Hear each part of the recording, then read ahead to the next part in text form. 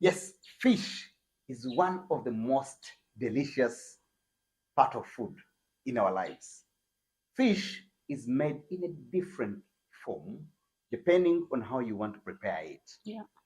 In this case, we are at a fish processing space or place or factory, and the person behind it is Grace.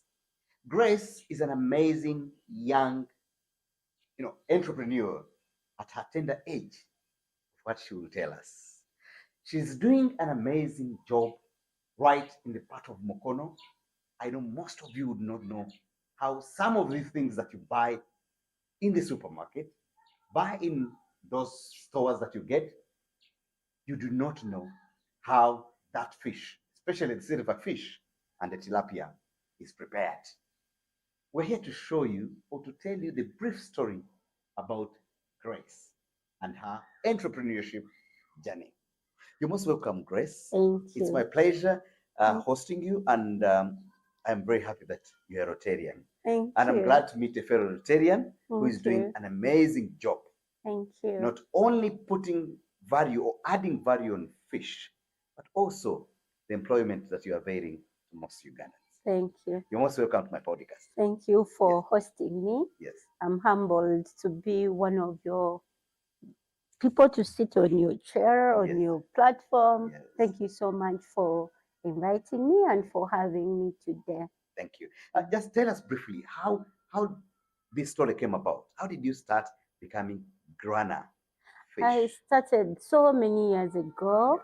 I was still in school. I used to roast chicken, and my name at school was Chicken. Yeah. Why? Because it was a bad job, but for me, I was roasting chicken to get school fees so that I'm able to study. We lost our parents when we were still children, when we were still young. So from chicken, I switched business to fish in senior 6. And it's because I was picked by a Rotarian Ruth Kavma, who is my mother. She picked me up and adopted me and held me, introduced me to her family and her children, and I became also a child. So that's why I call her my mother. Her home is my home. So she comes from Sese Islands.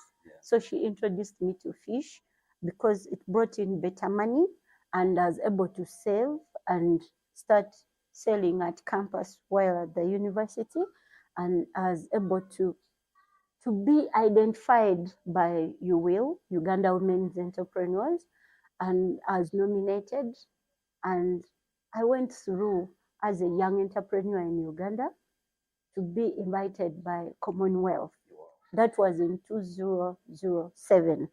So as they invited me at Speak Resort Munyonyo, that invitation came from the Queen of England in Commonwealth. I said, okay, I think this is a good job.